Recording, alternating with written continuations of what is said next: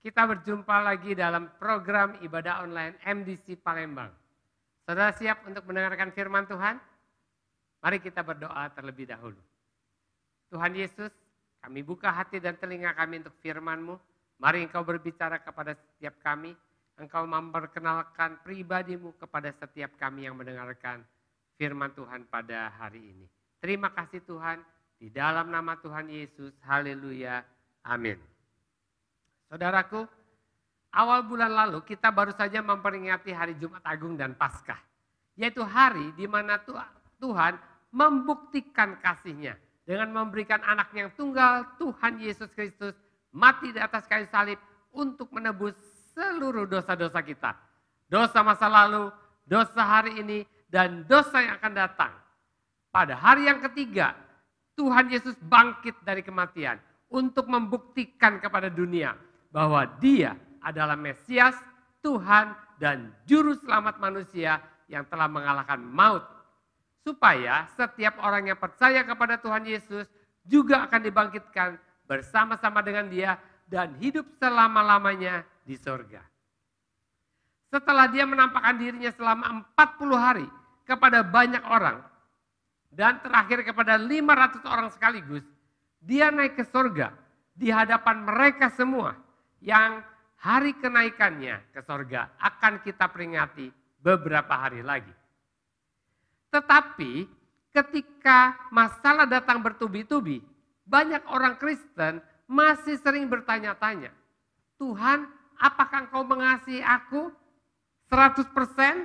Apakah Engkau mengasihi aku dengan kasih yang kekal, tidak berubah selama-lamanya? Mana buktinya?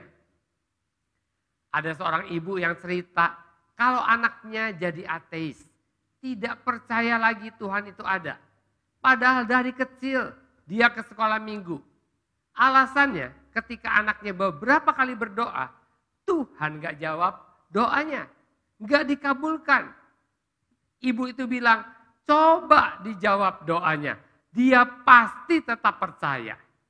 Tuhan yang disalahkan karena tidak menjawab doa si anak.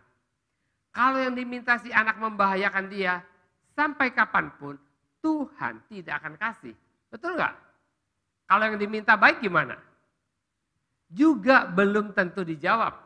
Karena mungkin saja Tuhan punya rencana lain yang jauh lebih baik. Ketika bangsa Israel diperbudak Mesir, Raja Firaun yang berkuasa setelah Yusuf mati, memerintahkan supaya setiap bayi laki-laki bangsa Israel harus dibuang ke sungai Nil. Ada suami istri orang Lewi, Amram dan Yochebed. Mereka takut akan Tuhan. Sebagai suami istri tentu mereka ingin punya keturunan. Tetapi punya anak dalam situasi seperti ini tentu tidak bijaksana. Pasti mereka berharap dan berdoa supaya Yochebed tidak hamil. Hamil. Lalu mereka berdoa lagi supaya anak yang dilahirkan bukan laki-laki. Tidak dijawab lagi. Yang lahir laki-laki. Lalu mereka menyembunyikan anak ini supaya enggak nangis. Supaya enggak ketahuan. Anak ini nangisnya tambah keras. Seakan-akan Tuhan tidak pernah mendengar doa mereka. Dia terpaksa anak ini diletakkan di peti, lalu dimasukkan ke dalam sungai Nil. Sambil diawasi supaya tidak ketahuan. Lagi-lagi ketahuan. Malah yang menemukan putri Firaun sendiri. Aduh, mati deh. Tuhan kok gitu ya? Tapi Tuhan selalu punya rencana yang jauh lebih baik daripada yang kita bisa pikirkan. Ternyata putri Firaun jatuh hati kepada Musa dan diangkat menjadi anaknya, tinggal dan dididik di kerajaan. Sehingga Musa menjadi orang yang sangat terpelajar. Dan singkat cerita, Musa lah yang dipilih Tuhan untuk membebaskan umatnya dari perbudakan Mesir. Doa yang tidak dijawab kalau diresponi dengan benar, justru kita akan bersyukur karena berarti Tuhan punya rencana yang lebih baik. Amin. Jadi penting juga menanamkan kepada anak-anak pengertian yang benar. Bukan hanya sekedar diajak ke gereja atau sekolah minggu. Untuk itu orang tua harus mengerti firman Tuhan. Saudaraku, ada seorang pernah bertanya sama saya, Pak, saya pernah baca di Keluaran 4 ayat 21, kalau Tuhan mengeraskan hati Firaun. Kalau Tuhan itu baik, kenapa dia mengeraskan hati Firaun? Ini pertanyaan yang sangat bagus. Saya memeriksa bahwa kata Tuhan mengeraskan hati Firaun ditulis bukan cuma 1 kali, tetapi 9 kali di kitab Keluaran saja. Kita baca Keluaran 4 ayat 21. Firman Tuhan kepada Musa, pada waktu engkau hendak kembali ini ke Mesir, ingatlah supaya segala mujizat yang telah kuserahkan ke dalam tanganmu, kau perbuat di depan Firaun. Tetapi aku akan mengeraskan hatinya sehingga ia tidak membiarkan bangsa itu pergi. Sebelum kita mengambil kesimpulan dari ayat ini, mari kita lihat ayat sebelumnya, Keluaran 3 ayat 19. Tuhan berkata sama Musa, tetapi aku tahu bahwa Raja Mesir tidak akan membiarkan kamu pergi kecuali dipaksa oleh tangan yang kuat. Jadi fakta pertama dari Keluaran 3 ayat 19 yang barusan kita baca, kita tahu sebelum Tuhan mengeraskan hati Firaun, di dalam kemahatauannya Tuhan sudah tahu kalau Firaun tidak mungkin melepaskan bangsa Israel kecuali dipaksa. Jadi Firaun memang sudah keras hati.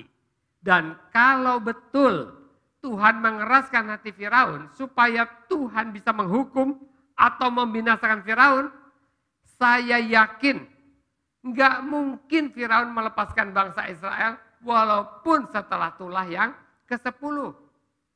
Justru waktu saya mengamati dari kisah ini, level kekerasan hati Firaun step by step turun terus. Dengan bertambahnya tulah, akhirnya Firaun melepaskan bangsa Israel. Udah dilepas, Firaun kembali keras hati. Akhirnya dia mati akibat kekerasan hatinya. Mari kita lihat beberapa ayat untuk bisa mengambil kesimpulan yang tepat. Yang pertama dari Keluaran 5 ayat yang kedua. Dikatakan demikian. Firaun berkata, siapakah Tuhan itu yang harus kudengarkan firman-Nya untuk membiarkan orang Israel pergi? Tidak kenal aku Tuhan itu. Dan tidak juga aku akan membiarkan orang Israel pergi. Jadi pertama kali Musa datang, Firaun langsung menolak. Dia tidak mau melepaskan bangsa Israel. Hatinya sangat keras. Yang kedua, waktu Tuhan menurunkan tulah yang keempat, yaitu lalat pikat. Firaun berkata demikian, pergilah, persembahkanlah korban kepada Allahmu di negeri ini. Lalu direvisi, baik, aku akan membiarkan kamu pergi untuk mempersembahkan korban kepada Tuhan Allahmu di padang gurun. Hanya janganlah kamu pergi terlalu jauh. Berdoalah untuk aku. Firaun kelihatan sedikit melembut dengan mengizinkan bangsa Israel mempersembahkan korban kepada Allah tetapi di Mesir. Lalu direvisi, boleh di padang gurun tetapi jangan jauh-jauh. Dan Musa disuruh berdoa untuk Firaun. Pada tulah yang ketujuh, hujan es, begini kata Firaun. Aku telah berdosa sekali ini. Tuhan itu yang benar. Tetapi aku dan rakyatku lah yang bersalah. Berdoalah kepada Tuhan. Guru yang sangat dahsyat dan hujan es itu sudah cukup.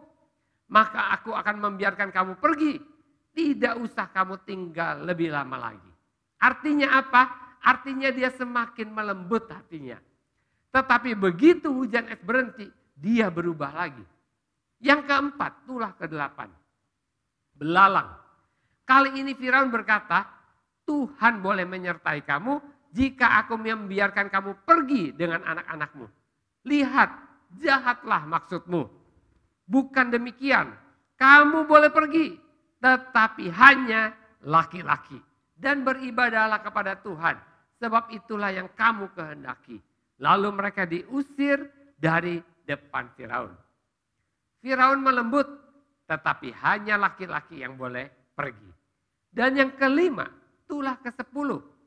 Setelah semua anak sulung orang Mesir mati, termasuk anak Firaun, dia berkata, bangunlah, keluarlah dari tengah-tengah bangsaku, baik kamu maupun orang Israel, pergilah, beribadahlah kepada Tuhan, seperti yang katamu itu. Bawalah juga kambing dombamu dan lembu sapimu, seperti katamu itu. Tetapi pergilah dan pohonkanlah juga berkat bagiku. Setelah tulah ke-10, hati Firaun betul-betul lembut dan mengizinkan seluruh bangsa Israel beserta dengan seluruh ternak dan harta bendanya dibawa keluar. Melihat dari kekerasan hati Firaun yang menurun step by step, walaupun kita tidak tahu arti frasa Tuhan mengeraskan hati Firaun, tapi buktinya hati Firaun pelan-pelan melembut. Walaupun setelah bangsa Israel keluar, hati Firaun mengeras kembali. Menurut saya, setelah Tuhan tidak lagi intervensi, hati Firaun kembali ke kondisi awal, keras, dan dia mengejar bangsa Israel, dan Firaun beserta seluruh pasukannya mati di Laut Merah. Karena kekerasan hatinya, bukan karena Tuhan. Karena Tuhan sudah selesai membawa bangsa Israel keluar dari Mesir. Amin. Jadi, apakah pantas kita marah dan meragukan kasih setia Tuhan? Bukannya kebalik. Seharusnya Tuhan yang tanya sama kita. Apakah kamu selalu percaya kepadaku? Apakah kamu tetap mengasihi aku? Tuhan Yesus tidak pernah berubah. Dulu, sekarang, sampai selama-lamanya. Kita yang suka berubah-ubah, bukan? Kadang percaya, kadang ragu-ragu, kadang tidak percaya. Betul atau betul? Tapi karena kasihnya yang tidak terbatas, walaupun kita sering meragukan kasihnya, dia selalu sabar kepada kita. Dan bukan sekedar sabar, dia juga mau menolong kita yang ragu-ragu, supaya kita tidak ragu-ragu dengan kasihnya. Jika saudara tahu betapa baiknya Tuhan, hidup saudara akan tenang. Kita bisa berkata seperti Daud di Mazmur 23 ayat yang keempat. Though I walk through the valley of the shadow of death, I will fear no evil, for you are with me. Your rod and your staff, they comfort me. Dan ini akan menyelesaikan semua masalah kita. Tapi masalahnya, Tuhan telah difitnah sedemikian rupa, sehingga kebanyakan orang tidak mengenal Dia sebagai Tuhan yang sebenarnya. Mengapa demikian? Karena agama telah mempergunakan hukum Taurat dengan cara yang salah, sehingga justru merusak citra Tuhan. Yohanes 1 ayat 17 berkata, sebab hukum Taurat diberikan oleh Musa, tetapi kasih karunia dan kebenaran datang oleh Yesus Kristus. Hukum Taurat bukan tidak benar, tetapi tidak lengkap. Sehingga kalau tidak diterapkan dengan benar, hukum Taurat akan mencerminkan citra Tuhan yang salah. Hanya Tuhan Yesus yang bisa mencerminkan citra Tuhan yang sebenarnya. Citra Tuhan yang sempurna. Ibrani 1 ayat ketiga berkata, Ia, Yesus adalah cahaya kemuliaan Allah dan gambar wujud Allah. Yohanes 14 ayat 9 bilang, jika kita telah melihat Dia, Yesus, maka kita telah melihat Bapa. Dan semua yang dilakukan Yesus, Dia lakukan persis seperti yang Dia lihat Bapa lakukan. Dan Yesuslah yang memberitahu kita bahwa Allah adalah kasih. Tapi Yesus dituduh melanggar hukum Taurat. Kenapa? Karena apa yang Yesus ajarkan berbeda 180 derajat dengan ajaran agama Yahudi.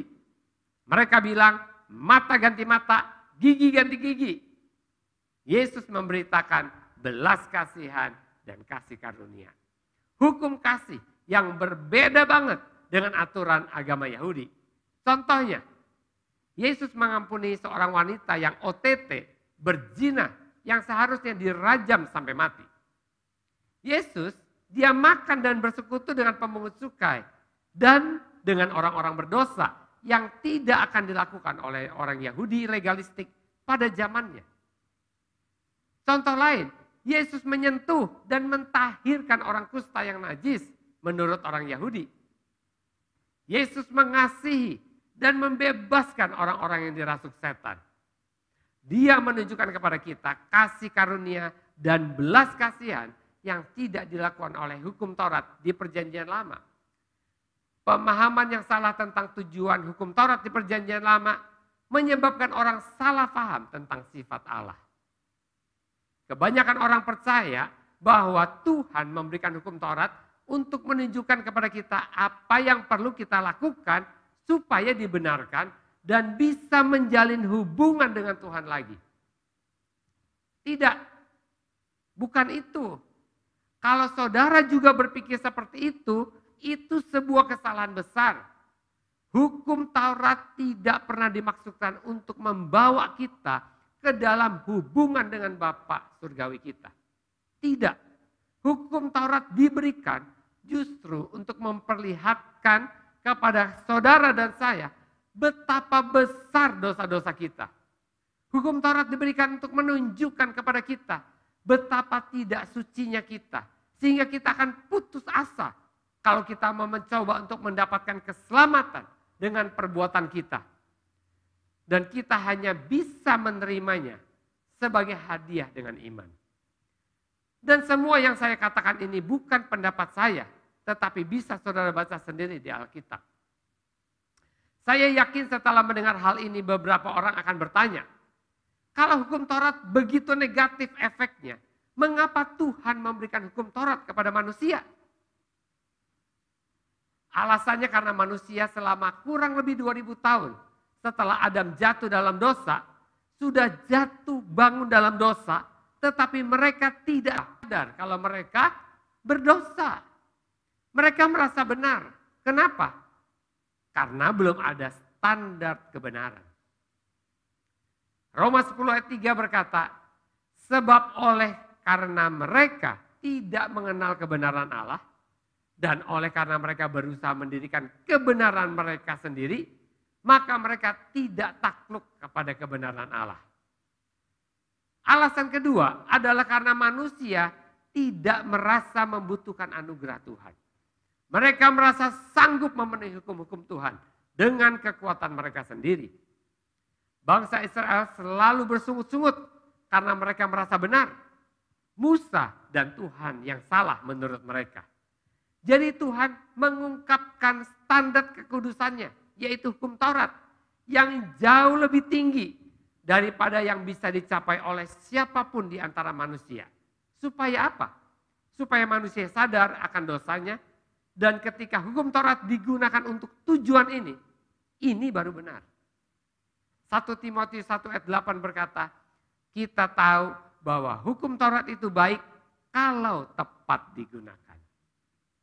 Dengan adanya hukum Taurat, manusia sekarang tahu bahwa tidak mungkin mereka sanggup menerima keselamatan dengan usaha mereka sendiri. Mereka butuh kasih karunia Allah. Tetapi agama telah mengajarkan bahwa kita harus menggunakan seluruh usaha dan kekuatan kita sendiri untuk memenuhi tuntutan hukum Taurat agar Tuhan berkenan kepada kita dan mengasihi serta mengampuni kita. Dan itu suatu kesalahan besar. Selama 2000 tahun setelah kejatuhan Adam, Tuhan memperlakukan umat manusia melalui hukum kasih karunia. Contohnya apa? Tuhan melindungi Kain, pembunuh manusia pertama. Tuhan tidak membunuhnya seperti yang ditentukan kemudian oleh hukum Taurat. Abraham menikahi saudara tirinya Sarah, yang menurut hukum Taurat dapat dihukum mati. Yakub menikahi 2 wanita yang bersaudara, yang seharusnya dihukum mati oleh hukum Taurat. Namun faktanya justru Abraham dan Yakub menjadi 2 bapak leluhur besar dari perjanjian lama. Kenapa bisa begitu? Karena Tuhan tidak memperhitungkan dosa mereka di saat itu. Roma 5 ayat 13 berkata, sebab sebelum hukum Taurat ada, telah ada dosa di dunia. Tetapi dosa itu tidak diperhitungkan kalau tidak ada hukum Taurat. Tetapi ketika hukum Taurat berlaku, murka Tuhan pun turun atas setiap orang yang melanggar hukum Taurat. Hukum Taurat membuat dosa hidup dan membunuh manusia. Saat manusia mati karena dosa, mereka baru sadar bahwa Tuhan tidak bisa kompromi dengan dosa. Dan mereka telah berdosa, telah kehilangan kemuliaan Allah. Dan upah dosa adalah maut. Jadi hukum Taurat menjadi pencegah orang berbuat dosa. Tetapi sekali lagi ini bukan tujuan utama hukum Taurat. Tujuan hukum Taurat adalah supaya manusia mengubah cara berpikirnya bahwa mereka tidak akan pernah cukup baik untuk menerima apapun dari Tuhan. Dan ini sangat penting karena kebenaran ini membuka tipu daya agama yang mengutamakan perbuatan kita di atas kasih karunia Tuhan. Itulah tujuan hukum Taurat. Seharusnya hukum Taurat mendorong manusia untuk datang kepada Tuhan untuk mendapatkan kasih karunia dan tidak menjauh dari Tuhan ketika mereka melakukan kesalahan. Begitu kita datang kepada Yesus dan menerima keselamatan melalui kasih karunia oleh iman, kita tidak lagi di bawah hukum Taurat, tetapi di bawah kasih karunia. Tuhan selalu ingin berhubungan dengan kita melalui kasih karunia. Tetapi Dia tidak bisa begitu saja berpaling dan mengabaikan dosa. Hutang dosa harus dibayar. Itulah sebabnya mengapa Yesus datang. Dia menanggung semua murka Allah terhadap semua dosa seluruh umat manusia. Mereka yang menerima anugerah Tuhan melalui iman di dalam Yesus telah diperdamaikan dengan Tuhan. Hutang dosa kita telah dibayar lunas. 2 Korintus 5 ayat 21 berkata, Dia yang tidak mengenal dosa telah dibuatnya menjadi dosa karena kita, supaya dalam Dia kita dibenarkan oleh Allah. Dan ini sebuah tukar tambah yang menguntungkan buat kita manusia. Dia ambil dosa kita dan Dia berikan kebenarannya sebagai gantinya. Sehingga sekarang kita suci dan kudus sama seperti Tuhan Yesus. 1 Yohanes 4 ayat 7 berkata, As He is, so are we in this world. Bila saudara mengerti apa yang saya sampaikan, maka hal ini akan menyeimbangkan pengajaran tentang murka dan hukuman dari hukum Taurat di perjanjian lama dengan kasih karunia dan kemurahan Tuhan di perjanjian baru. Kita tidak bisa memiliki hubungan yang baik dengan seseorang yang tidak kita kenal. Apa yang saya sampaikan hari ini memperkenalkan sifat Bapa Surgawi kita yang sesungguhnya penuh kasih sehingga memungkinkan saudara dan saya untuk membangun relasi yang lebih baik dengan Tuhan. Dan saudara akan merasa lebih dikasihi dibandingkan sebelumnya. Saudara tidak akan pernah curiga dengan Tuhan. Dan berani mempercayakan masa depan saudara kepada Tuhan. Ingat, jangan sampai saudara salah mengenali sifat-sifat Tuhan. Amin. Mari kita berdoa. Bapa, kami mengucap syukur karena Engkau mengirimkan Yesus kepada kami. Sehingga kami boleh mengenal Engkau dengan benar. Kami tidak hanya menduga-duga, tapi kami boleh tahu dengan pasti bahwa Engkau Allah yang Maha Tahu, Maha Pengasih, dan Engkau rela menebus dosa kami. Engkau rela berkorban buat kami. Terima kasih Tuhan. Aku berdoa buat setiap orang yang hari ini menyaksikan program ini, supaya setiap mereka yang menyaksikan program ini bisa percaya dan bisa menerima kasih Tuhan yang tanpa syarat, tanpa batas itu. Aku berdoa supaya mereka semua bisa membangun relasi yang jauh lebih baik dan menerima kasih Tuhan yang lebih besar lagi. Terima kasih Bapa. Di dalam nama Tuhan Yesus kami sudah berdoa dan mengucap syukur. Haleluya. Amin.